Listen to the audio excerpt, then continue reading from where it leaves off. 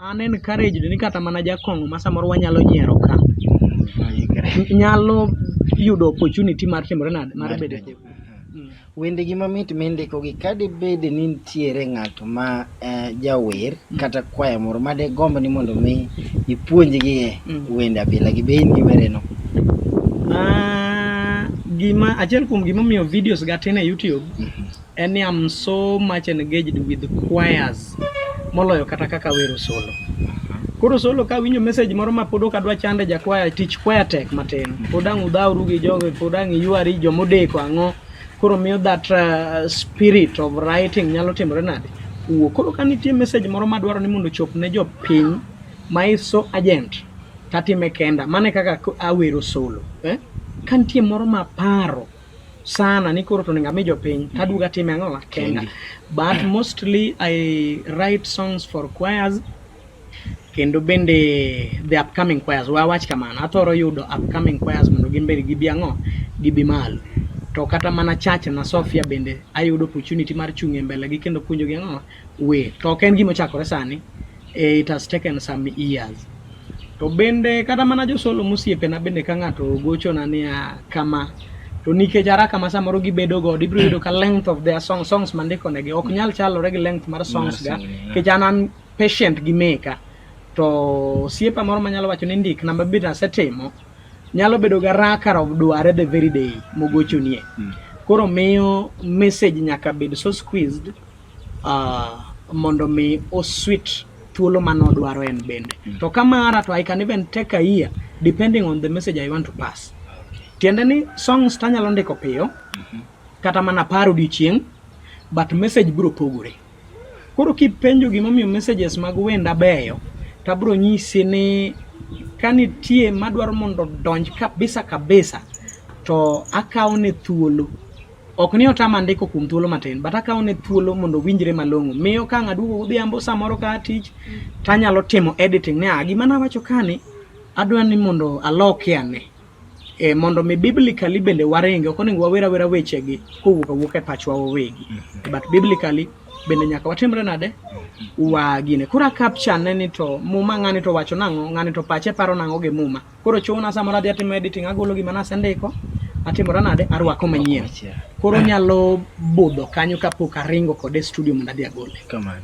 Thoth jomitiyo go yudore Kenya ka and Nyanza that is. To ka koro kaka sani yore mag tich oteri e piny ma Tanzania. How do you operate meeting recordings meki? Koso itimo recordings gi Tanzania? It has been tricky nyaka dho pok abudho sana dhi Januari Dar es Salaam to nochuna kapok na wuok na se shoot wer mar moro marahuma makana duogo to siepa moro be aluongo no siepa nikech ong'eya to nyoka werno okwayo godo kaka mare kendo osebedo kojisa nyuola de mano wende ok onyal chiwo proof kama ondike werno anan gi kamora mora midwaro bed kama natime raf kuonde mana rucho an godo be wiya ok wil godo studios matiyo godo kata pod nie studio GCTV kendo werna se record deriyo nitie version mokwongo gi version mar ariyo. Reasons nitie momiyo na ayiero mondo achaka nuoye ane to gintiere kidhi rogi pod ibro yude ang'owa e studio. Na shute koro bedo mana kura release nikech kabiro tayudo ka jalo wat nofwenyo ni an oko mar Kenya koro neno no ng'aro kode koparo ni nyinge to kadhi luongo koparo ni nyalo bedo gima ber ahinya e mbele ne. Koro nabiro mondo mi agol video no mondo mi oringe piny mondo jo piny okonyre godo. Ya mane penyo mana bire next to koro irsewache matin koro nyaka gila seche gi kaka jo Kristo. Case ni en case mosebedo kendo jo Kristo mang'eny ong'eyo. To wendi ni version mari ni ene kani gole to koro timo maber molo mar bwana machielo cha. Kaka jo Kristo ang'o musetime mondo mi solve a misunderstanding mano bedeni? Ing'eyo an position man tiere an kuoma to aonge gi solution yani aonge gi gima dwa na solve nikech mano chalo ka gima ne wan gi case. An kaka original writer of course kata en oko chako were pod otiyo gi duonda koro nyiso ni onge gimoro monyalo chungo kata before court mondo mi otimre nade o justify. An ng'ata ma nyalo dwaro proof wadhi go de studio wa elo tracks go te kaka nakawo gi kar gi rows 2 kaka nagolo gi versions 2 miyo ratego ma wuotho kode ka were no aparo no were nikech wer mitne to mistake motimo en kaka message duogo ngeni wach to ok muonyre duogo konyiso ji ni wenda moro nagolo kama chiegni be pok obudhe pa koro chikuru itu mondo winj message gik machalo kamago encouragement minyamiyo jo Kristo ber en mana ni onego be ni kano were to wacho ni ada wero wendo siepa moro kanile wiso cool nowero wer moro marau yani ok oket eyebrows bed raised tiwinjo to ka itimo ownership a stage to pod duond ng'ani emitiyo godo ma ng'ata kata kielo wende na YouTube tibro winjo ka the same voice nikech ok anyiewo voice ana timo backup kenda awero lead kenda andiko kenda ng'ama nyalo dhire mondo konya en producer mar audio to gi producer mar video mage ji ariyo manyalo involve e weche na mag ang'owa mag wer koro na yudo bende namba ne nagochone tang'eyo ni ok en kende koro maja to nasieme na nyise ni gima itimo ber to ber nikech iwacho wach Nyasaye but kauria ne mondo ibed gi originality ka voice mari nyis ji jo Kristo ne kama koro mago to setemore koro mi ana onge gi case mar dhi wacho ni koro ne wasolve jo Kristo will prove nang'owa ni wer mara to gi thuolo mana rekode bende atimora nade ang'eyo arekode tarik 14 dwe mar 7 higa mokalo mano nodong' mana ndalo mokadek aparo na rekode kaka Wednesday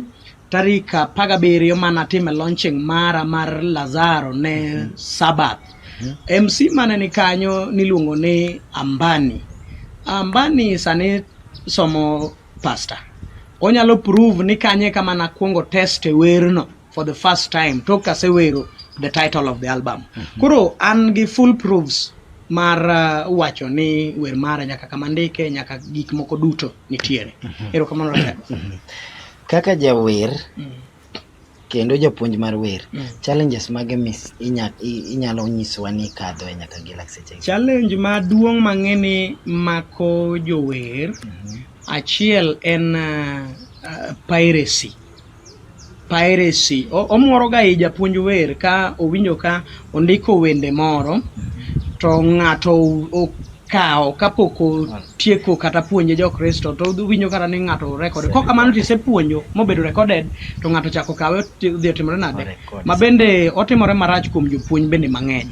koro mano to challenge kuomwa gin be ang'eni Nyasaye nong'won negi dho en yalo but kata mana yalo dwaro originality kata joma nondiko muma gima Elijah wacho kopo nodwa wacho ka Elijah ndiko gimoro odwa nondik kuom Mathayo moro to nyaka wach ni kaka wadwa Mathayo notimore nade gik makamago koro piracy no to duong' en miyo bende nyithiwa makawuono mang'eny ok ong'e ndiko duol bende samoro en gi challenge mar duol koro mae makelo kwalo awach ni kawo wende ng'ato mondo mi ng'ato dhi ower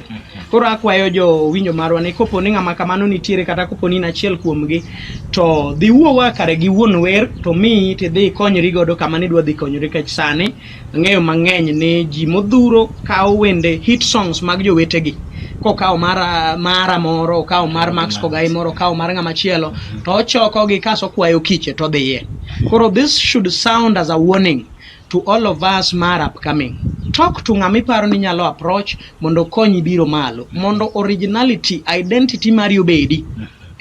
wer ka dwaro identity ang'o manyalo nyiso ni studio ni en GCTV ang'o manyalo nyiso ni ma Lewis type of your music kasa ni ng'ato dwaro Lewis Okul ere kaka yudi achiel inyalo dhi YouTube tende ko ni Lewis Okul kaso songs go biro kanyo ng'eni ok inyal koso contact na kaka ka bolo wer nyaka yud contact na kanyo to bende anyalo nuoyo ni 07930445 inyalo yuda godo bende inyalo yuda gi namba machielo 0715509933 mago Safaricom lilo Airtel ng'ama nyalo manya nyalo yuda gi 073937 2767. Samora mora migoge unless ni simu ni off tiyuda. To above all, an ja SDA kenda dhi kanisa. Alemo Sofia SDA Church kama nyinga pod nitie. Kata obedo ni kan Dar es Salaam talemo Kingongo SDA Church. To manya nyalo bedo mayot Kenya ka Kiluwa Sofia kama nyinga nitie kata Ugande Home Church. Erokamano.